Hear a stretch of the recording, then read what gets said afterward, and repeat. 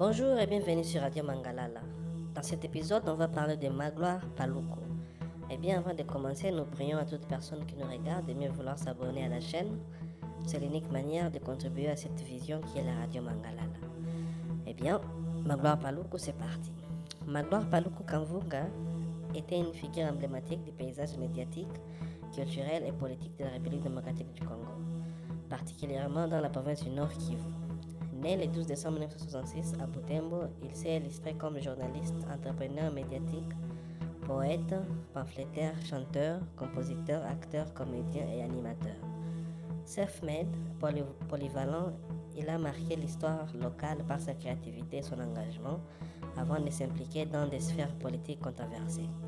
Sa vie s'est tragiquement terminée le 11 décembre 2025 à l'âge de 58 ans, assassiné à Goma par des assaillants inconnus. Son parcours reflète les turbulences de l'Est congolais entre culture, médias et conflits armés. Magloire Paluku Kamvunga né le 12 décembre 1966 à Butembo, une ville du Nord Kivu, dans un contexte marqué par les instabilités postcoloniales de la RDC, alors Zaïre. Issu d'une famille modeste, il entame ses études primaires en 1973 à l'école primaire Virunga, qu'il achève en 1980.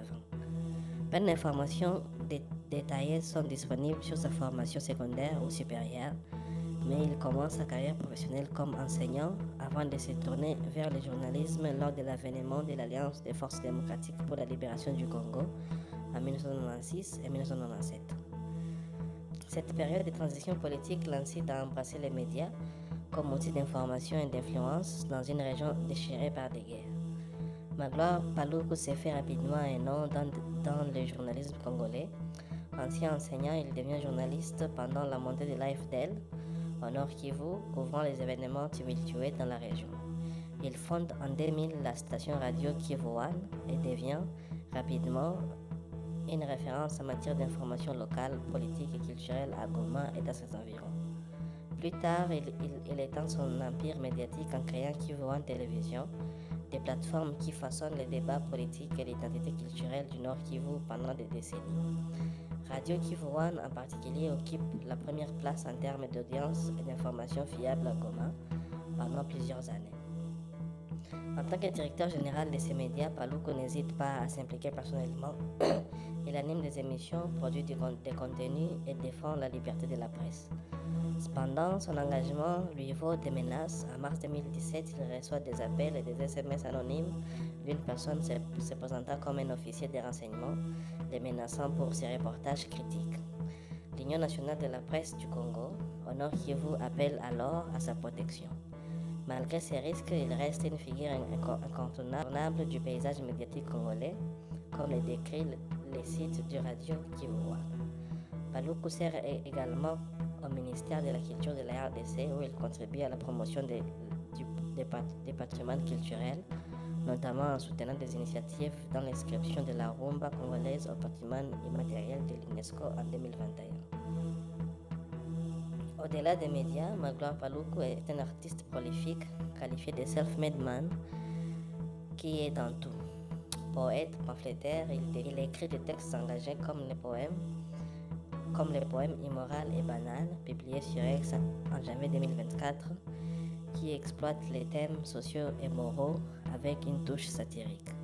Chanteur et compositeur, il produit des œuvres musicales reflétant la culture yira et les réalités congolaises. Acteur et comédien, il participe à des spectacles et des animations locales, renforçant son statut de pseudo-célébrité dans l'Est du Congo.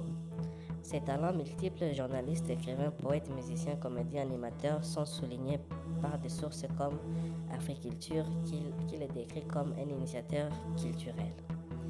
Bien que peu d'œuvres spécifiques soient répertoriées publiquement, ses contributions artistiques visent à préserver et promouvoir l'identité culturelle du Nord Kivu, notamment à travers des plaidoyers pour la protection des sites patrimoniaux face aux guerres et au changement climatique. Dans les dernières années de sa vie, Magloire Paluku s'engage davantage en politique. En juillet 2024, il adhère à l'Alliance Fleuve Congo, une coalition rebelle OM23 dirigée par Corneille Nangaa, ancien président de la Commission électorale nationale. Il devient conseiller en communication et culture au sein de l'administration rebelle AFC M23 en 2025. Ces virages suscitent des controverses. Autrefois respecté pour son indépendance médiatique, il est perçu par certains comme ayant perdu l'estime en rejoignant les rebelles. En juin 2024, ses proches s'inquiètent de sa disparition temporaire. Les soupçonnant d'être avec l'M23, il fait partie des intellectuels du Kivu favorables à un dialogue entre le gouvernement congolais et les rebelles. Au sein de l'AFC M23, des tensions émergent. Paluku entre en désaccord avec la direction, notamment avec le gouverneur rebelle, sur sa stratégie de communication et l'influence. Se sentant menacé, il demande une escorte armée qui lui est refusée. Ces conflits internes pourraient être liés à son assassinat. Le 11 décembre 2025, Magloire Paluku est abattu par balle à Goma alors qu'il rentrait d'un engagement en soirée.